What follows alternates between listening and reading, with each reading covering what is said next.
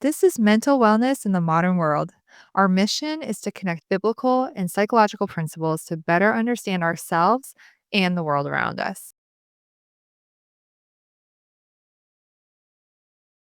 In a time when chaos is loud and pressure feels constant, peace isn't a luxury, it's a necessity. Mental wellness isn't just about surviving, it's about finding clarity, strength, and meaning in the everyday. This is where honest conversations happen, where healing meets truth, and where you're reminded that you're not alone.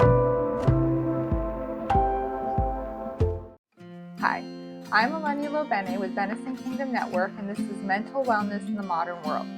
Now, as some of you may know, I used to teach a lot of psychology courses at the college level, and one of them was industrial organizational psychology. And this week I pulled out my old materials just for fun to look at my old slides, and I found my section on individual differences and assessment.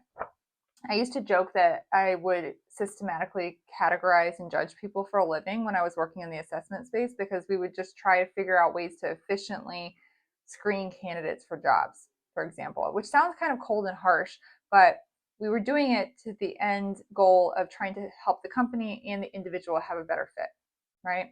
Now, what's really interesting is as I'm looking through all of this, I was thinking about how psychologists have studied personality, have studied general mental ability, which is sort of like intelligence, interest levels, just all these individual traits, even physical ability, and how they affect your ability to do your job, and how people have tried to create taxonomies of these different traits, how people have tried to create all different kinds of assessments to understand, to quantify what someone's trait might be in a certain area, and then try and figure out how to use that information to make better decisions. Okay.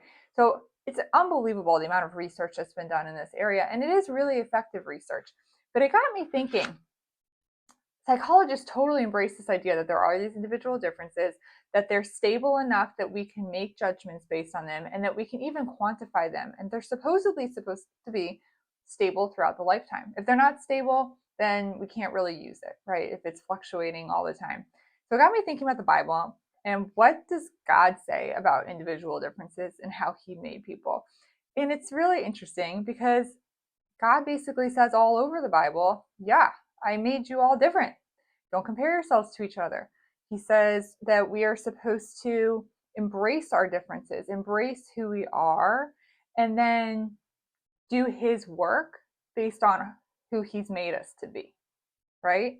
And it's kind of amazing all the differences in the body of Christ, right? I was thinking recently about our church and all the different skill sets and all the different types of personalities and people.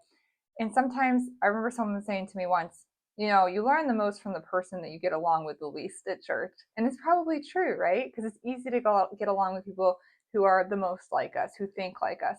But without that diversity, we can't be probably as strong as we could be, right? And that's why one of the most interesting, in my opinion, verses in the Bible is where God talks about how we are all the body of the church and we are all different parts, right? So you might be the hands, I might be the feet, someone else is the eyes, the ears, the mouth, the nose. We're all doing different things to make the body function as a whole. So I, for example, could get really insecure about the fact that I do not like to cook. I don't consider myself to be very good at it. I get very stressed out, frankly, about cooking. I'll stand in front of a lecture hall with 200 people and teach a class. That doesn't stress me out. But being in a kitchen and preparing food for like more than just my immediate family, even that stresses me out sometimes. We're all made so different. And I could get insecure about the fact that I can't hold a candle to many of the women in my church and men who are incredible cooks and will prepare meals when there's food trains going on for someone who's just had a baby, or if the people need support in that way. It's just not my thing. And I'll still try, but like, I can't let that bother me that it's just not the thing God gifted me. And it took me over 3 decades to really to really come to terms with the fact that that's okay, that that's just not the thing that God has probably made my number one strength, to say the least, right? And so it's important for us to be comfortable with what we are and what we're not. Okay. I'm also very direct. I knew from an early age, even though I wanted to go into psychology, I didn't want to be a counselor, because when you're a counselor, you're not really supposed to go in and be like, okay, here are all your problems. This is what you need to do to fix it.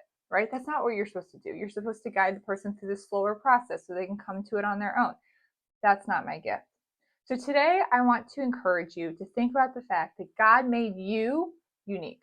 You are supposed to be a person that does not exist in any other form on the planet, and that He knew that from the time He knit you together in your mother's womb, that you were going to be who you are with your strengths and your challenges. We all have strengths and challenges, and we need to learn how to leverage those gifts to be who we're supposed to be and to be the best version of ourselves.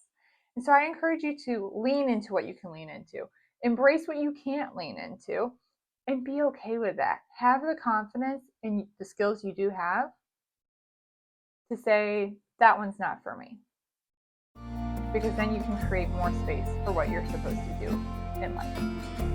I'm Millennial Bene. This is Benison Kingdom Network. Thanks for tuning in to Mental Wellness in the Modern World.